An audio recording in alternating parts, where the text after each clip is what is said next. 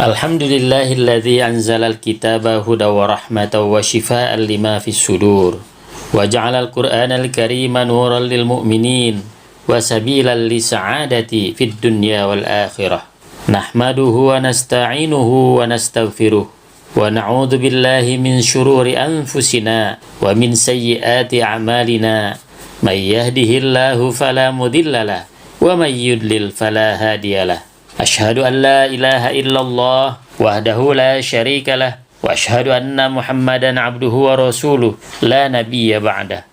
Allahumma shalli ala Muhammad wa ala alihi wa ashabihi ajma'in. Amma ba'du. Faya ibadallah, usikum wa nafsi bitaqwallah faqad fazal muttaqun. Qala Allah ta'ala fil Qur'anil Karim, A'udzu billahi minasy syaithanir rajim.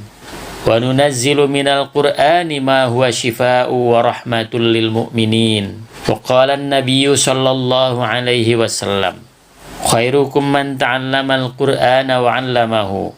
Hadirin jamaah Jumat yang dirahmati Allah Subhanahu wa taala. Marilah kita senantiasa meningkatkan ketakwaan kepada Allah dengan menjalankan perintahnya dan menjauhi larangannya. Salah satu perintah agung dalam Islam adalah mempelajari dan mengamalkan Al-Quran. Salawat dan salam kita curahkan kepada junjungan kita, Nabi besar Muhammad Sallallahu Alaihi Wasallam, beserta keluarga, para sahabat, dan seluruh umatnya yang setia mengikuti sunnahnya hingga hari kiamat. Mudah-mudahan kita termasuk orang-orang yang mendapatkan pertolongan dari Rasulullah Shallallahu Alaihi Wasallam, yaitu syafaatnya. Marilah kita bersyukur kepada Allah. Maka dengan syukur itu Allah Subhanahu Wa Taala menambahkan nikmatnya kepada kita semua. Hadirin rahimakumullah, bulan ini adalah bulan Zulqa'dah, yang artinya ketenangan. Agar hati kita dan jiwa kita tenang, maka sebaiknya rajin-rajinlah membaca Al-Quran. Bagi umat Islam, membaca Al-Quran tentu merupakan ibadah. Tapi lebih dari itu, banyak penelitian dan pengalaman rohani menunjukkan bahwa Al-Quran juga mengandung efek penyembuhan. Bukan hanya untuk hati yang resah, tapi juga untuk tubuh yang lelah. Rasulullah Shallallahu Alaihi Wasallam bersabda, khairukum man ta'allamal Qur'ana wa 'allamahu. Sebaik-baik kalian adalah orang yang belajar Al-Quran dan mengajarkannya. Hadis riwayat Bukhari. Hadis ini bukan hanya menunjukkan kemuliaan orang yang belajar Al-Quran, tetapi juga memberi petunjuk bahwa belajar Al-Quran itu menyehatkan dan mencerdaskan.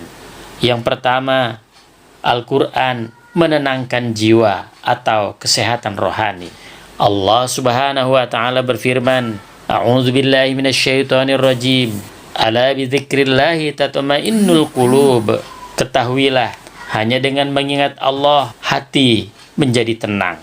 Quran surat Ar-Ra'd ayat 28. Ketika kita membaca Al-Quran, hati menjadi tenang, pikiran menjadi jernih, dan stres berkurang. Ini sangat penting terutama bagi para pelajar yang sering menghadapi ujian, tugas, dan tekanan. Ibnu Qayyim al-Jauziyah menjelaskan, membaca Al-Quran adalah yang pertama, makanan dan obat hati. Yang kedua, membawa ketenangan jiwa. Ketiga, cahaya dan petunjuk hidup. Keempat, mengangkat derajat dan mendekatkan diri kepada Allah. Yang kelima, perisai dari godaan syaitan. Hadirin rahimakumullah, sebuah penelitian menyatakan bahwa mendengarkan bacaan Al-Quran dengan tartil dapat memberikan efek relaksasi, memperbaiki suasana hati, dan bahkan menurunkan kecemasan. Maka di tengah hiruk-pikuk dunia modern ini, Al-Quran adalah penenang jiwa terbaik. Melalui penelitian di klinik besar Florida, Amerika Serikat, Dr. Al-Qadi membuktikan bahwa mendengarkan bacaan ayat-ayat Al-Quran dapat memberikan perubahan fisiologis yang signifikan, seperti penurunan depresi dan kecemasan, serta peningkatan ketenangan jiwa. Penelitian ini menunjukkan bahwa bacaan Al-Quran berpengaruh besar hingga 97% dalam melahirkan ketenangan jiwa dan penyembuhan penyakit. Yang kedua, membaca Al-Quran baik untuk kesehatan jasmani. Para ahli menyimpulkan bahwa membaca Al-Quran secara tartil dan khusyuk dapat melatih pernapasan, menurunkan tekanan darah, dan mengatur detak jantung.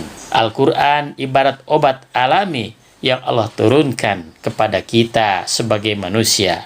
Allah Subhanahu wa taala berfirman, A'udzubillahi minasyaitonir rajim. Wa nunazzilu minal Qur'ani ma huwa syifaa'u wa rahmatul lil mu'minin. Yang artinya, kami turunkan dari Al-Quran suatu yang menjadi penyembuh dan rahmat bagi orang-orang yang beriman. Quran Surat Al-Isra ayat 82.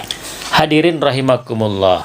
Selain itu, kegiatan menghafal dan membaca dengan tartil juga melibatkan otot-otot di mulut, wajah, dan paru-paru, sehingga menjadi semacam senam ringan yang menyehatkan tubuh. Yang ketiga, Al-Quran menumbuhkan kecerdasan. Membaca dan menghafal Al-Quran melatih daya ingat, konsentrasi, dan kedisiplinan. Anak-anak yang terbiasa membaca Al-Quran cenderung lebih sabar, tertib, dan memiliki kemampuan berpikir yang lebih terstruktur. Maka tidak heran para ulama dulu adalah orang-orang yang paling cerdas dan mereka semua akrab dengan Al-Quran.